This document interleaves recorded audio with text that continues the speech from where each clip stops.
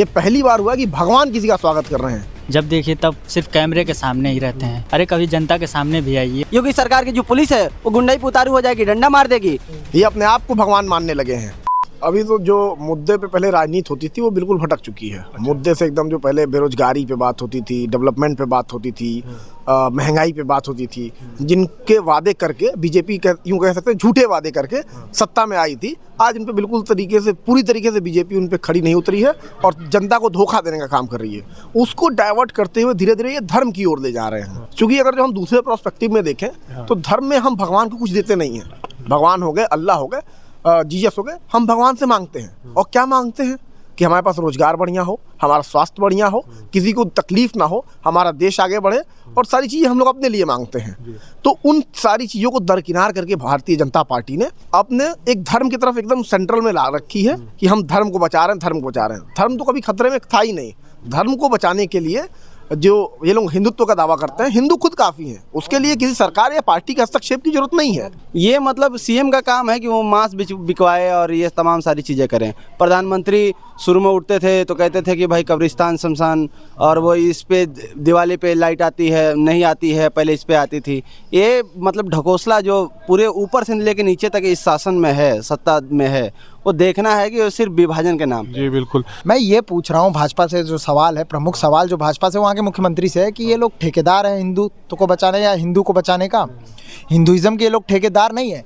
हिंदू जो सभ्यता है बहुत पुरानी सभ्यता है और चली आ रही है। इसकी परंपरा को ये लोग जिस तरीके से बिगाड़ रहे हैं, हस्तक्षेप कर रहे हैं, इसमें कहीं ना कहीं ये भारत को बहुत और यहाँ के लोगों के लिए बहुत नुकसानदायक है। हम अगर आप जो मध्य प्रदेश के सीएम की बात कर रहे थे, तो ये मध्य प्रदेश के सीएम का वीडियो है।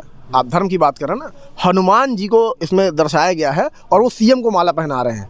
ये पहली बार हुआ कि भगवान किसी का स्वागत कर रहे हैं। भगवान का तो स्वागत देखते हुए लोगों ने देखा होगा कि हम चढ़ाते हैं फूल माला, ये उनसे करवा रहे हैं। तो आप इसी से अंदाजा लगा सकते हैं किस हिसाब की धर्म की ये लोग राजनीति करते हैं। ये अपने आप को भगवान मानने लगे हैं। इतने युवा खड़े हैं यहाँ से, किसी के पास कोई रोजगार नहीं, कोई रोजगार की बात करता ही नहीं है। महंगाई दिन पर दिन बढ़ती जाती है। विश्वविद्यालय में फीस डेली के डेली बढ़ती ही जाती है। सेल्फ फाइनेंस कोर्स बढ़ते हैं। यहाँ क्या क्या विश्वविद्यालय में दे रहे हैं? विश्वविद्यालय में देते हैं कि मोदी जी का एक सेल्फी पॉइंट रहेगा जहाँ छात्र सेल्फी खींचेंगे, सेल्फी ले सकें। यहीं बस मोदी जी दे सकते हैं क्या? अपना फोटो क्या हम लोगों के लिए बस इतना ही रहेगा कि हम उनके फोटो के साथ सेल्फी लें जाकर? अगर आपको देना है तो जाइए, आप हॉस्टल के आदेश दीजिए कि हॉस्टल बढ़ाइए। 20,000 छात्र हैं, आप कितनी सुविधाएं दे पा रहे हैं? कुछ भी छात्र इतने में से कम से कम 2 या 3 छात्र मुश्किल से इसमें से भी हॉस्टल में होंगे। तो मोदी जी कहते हैं सेल्फी पॉइंट आज विश्वविद्यालय बनवा रहा है, यहाँ विश्वविद्यालय बनवा रहा है, गेट बनवा रहे हैं, बड़े बड़े गेट बनवाइए। ये कोई विश्वविद्यालय के लिए नहीं है। अब तक तो मैंने जितने भी प्रधानमंत्री देखे थे या फिर मुख्यमंत्री देखे थे, ऐसा नहीं देखा था कि जब देखिए तब सिर्फ कैमरे के सामने ही रहते हैं। अरे कभी जनता के सामने भी आइए, उनसे भी सवालात कीजिए, उनके जवाब देखिए, पूछिए कि आखिर आपको समस्या क्या है। सिर्फ 5 किलो राशन दे देने से नहीं होता है ना। हमें नौकरी चाहिए, हम पढ़ते हैं, मेहनत करते हैं, तो हमें पढ़ाई लिखाई के हिसाब से हमें नौकरी चाहिए। सिर्फ जुमलेबाजी से नहीं चलता है ये देश। जाते हैं विदेशों में तो इतने झूठ बोलेंगे, इतने बड़े बड़े कि कोई सोच नहीं सकता है। जाएंगे तो कहेंगे कि हमने 4 यूनिवर्सिटी बन रही हैं, तमाम चीज़ें एम्स बन रहे हैं, लेकिन वही बिहार का जो अभी उन्होंने बताया था कि बिहार में एम्स बन रहे हैं, और वहाँ पे जाने पर पता चला कि कुछ नहीं है। तो ऐसे ये सिर्फ जुमलेबाज पार्टी हो चुकी है। ये जनता पार्टी है, जुमलेबाज पार्टी हो चुकी है। एक तो मैं संसद पे हमले की थोड़ी सी निंदा करूंगा, क्योंकि संसद हमारा मंदिर टाइप है, असली मंदिर वही है, असला धर्म वही है। और दूसरी तरफ इससे कम से कम उन्होंने किया तो सिक्योरिटी का पता चल गया। वो तो खैर इसी देश के थे, उनका नुकसान पहुंचाना मेरे हिसाब से कुछ वो नहीं था। ना हथियार नहीं लेके गए थे, वो नॉर्मली अपना विरोध जता रहे थे, लेकिन उनका विरोध जताने का तरीका बहुत ही गलत था।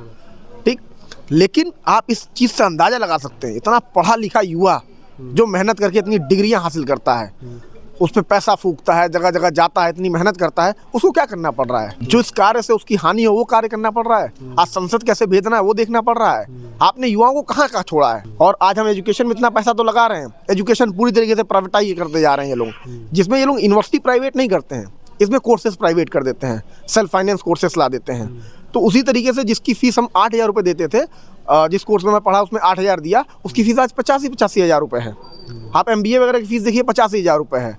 डी फार्मा की फीस देखिए 60,000, इसी यूनिवर्सिटी की बात है। तो जो एक गांव देहात के बच्चे जो एक नाम रोशन करते थे अपने घर वालों का, गांव देहात से निकल के आते थे और बड़े शहर में कैसे भी जाते थे, अपने आप को तपाते थे और सोना बनने का काम करते थे, तो वो धीरे धीरे खत्म होते जा रहा है। मैं एक शेर कहना चाहूँगा कि भाजपा जब आई थी तो उसके जो वादे थे उस पे कि कहाँ तो तय था चरागा हर एक घर के लिए और कहाँ चराग मयसर नहीं शहर के लिए। तो आप बड़े बड़े वादे करके आए थे कि हम सबको रोजगार देंगे, 2 करोड़ पर ईयर, एक भी नहीं मिले। ऊपर से आंकड़े बताते 2 करोड़ रोजगार आपने छीन लिए। और जो संसद हमले की बात हुई थी, मैं तो कहूँगा कि बहरों को सुनाने के लिए धमाका जरूरी है। मुझे लगता है कि जो भी चीज़ होनी चाहिए वो डेमोक्रेटिक वे में होना चाहिए। आप अपनी बात लोकतांत्रिक तरीके से भी रख सकते हैं। अगर आपको लगता है कि आप सरकार से आपकी असहमति है, आपकी नाराज़गी है, अगर आप किसी भी माध्यम और फोरम से नहीं पहुंच पा रहे हैं तो आप पार्लियामेंट में अटैक कर दें। ये मुझे लगता है एक स्वस्थ लोकतंत्र के लिए अच्छी बात नहीं है। अटैक किस बात की, और कौन से डेमोक्रेटिक वहाँ पे व्यक्ति बैठा हुआ है? आप उसको डेमोक्रेटिक कहते हैं? जो इस समय प्रधानमंत्री है वो डेमोक्रेटिक हैं? आप ये विदित होना चाहिए आपको कि जिस 16 दिसंबर को अटैक हुआ पार्लियामेंट में, वो it was the anniversary of the 2001 attack which is the testimony that you are not allowed to attack your country in that। तो आप इस्तीफा मांग लीजिए अमित शाह का। सिक्योरिटी ब्रीच हुई है, सिक्योरिटी ब्रीच हुई है। अमित शाह शर्म करें। होम मिनिस्टर जी को स्टेटमेंट देना चाहिए। एक मिनट, अमित शाह को शर्म करनी चाहिए कि वो देश में वो कहते थे पहले कि प्रधानमंत्री मोदी जब देश की सत्ता संभालेंगे तो चीन थर-थर कांपेगा। इसी देश का एक नागरिक संसद में घुस जा रहा है और जो भी कनस्तर जो भी रंग फेंक रहा है, तो शर्म आनी चाहिए आपको। वो देश का नागरिक वहां तक पहुंच क्यों कैसे गया? भाजपा के प्रधानमंत्री कह तो रहे हैं कि हम जांच करवाएंगे और किसी को करेंगे। क्या जांच करें? पुलवामा हम लोग जांच तो पुलवामा की भी कर रहे हैं, हर चीज को तो जांच ही बैठा रहे हैं ना। जो विपिन रावत, आपके इतने बड़े आर्मी वाले जो हेड हैं पूरे देश के, वो उन शहीद हो जाते हैं, वो जांच कहाँ है? वो जांच कोई एक फाइल कोई सी जांच की उन्होंने खोली तो बताएं। उनकी फाइलें रेट्स तो हो रही है ना, रेट तो हो ही रही है ना। सरकार की असफलता है क्योंकि पार्लियामेंट की जो सिक्योरिटी और सीआरपीएफ वहाँ के एडमिनिस्ट्रेशन की थी, जिसमें सरकार पूरी तरह विफल रही है। और होम मिनिस्टर जी को स्टेटमेंट देना चाहिए, जो कि अपोजिशन कह रहा है कि बीजेपी के एमपी के द्वारा उसको अलाउ किया गया है, तभी वो विजिटर गैलरी से जा पाया।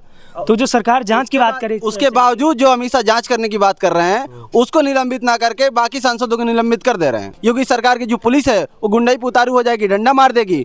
आप अगर पार्लियामेंट मार्च में चले जाइए, वहाँ पुलिस उठा के यूपीए और दूसरी चीजें लगा देंगी। आप जाइए जेल में रहिए। डेमोक्रेटिक वे तो खाली कहने के लिए बचा है लोकतंत्र। पूरे गवर्नमेंट चला रहे हैं। जब उद्योगपति गवर्नमेंट चलाएंगे तो क्यों नहीं, गरीबों को वही तो देंगे जितना अपने नौकर को सैलरी देते हैं।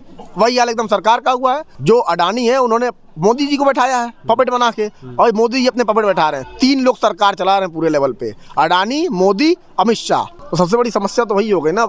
जो प्रधानमंत्री खुले मन से कहते हो कि पकौड़ी बेचना रोजगार है, आप नाले में पाइप डाल के आप चाय पका लीजिए, मतलब उस देश को आप कहाँ ले जाने की सोच रहे हैं, तो जाहिर सी बात है ना। मैं कहूँगा अगर विपक्ष आप जो कह रहे हैं कि सफल रहा है, इस तरह नहीं होता तो जिस तरह भाजपा सरकार ने 5 राज्यों में जब चुनाव थे तो किस तरीके से वेलफेयर स्कीम उन्होंने भी छूट देना शुरू किया, जो कि आप यूपी और अलग जगह स्टेट में गवर्नमेंट जहाँ आप नहीं दे रहे हैं। आप गैस सिलेंडर 500 में दे रहे हैं, यूपी में नहीं दे रहे हैं। तो ये विपक्ष का दबाव ही था जहाँ आपको दूसरे राज्यों में देना पड़ा। ये रिपोर्ट थी अमन श्रीवास्तव की, भारत एक सोच, लखनऊ।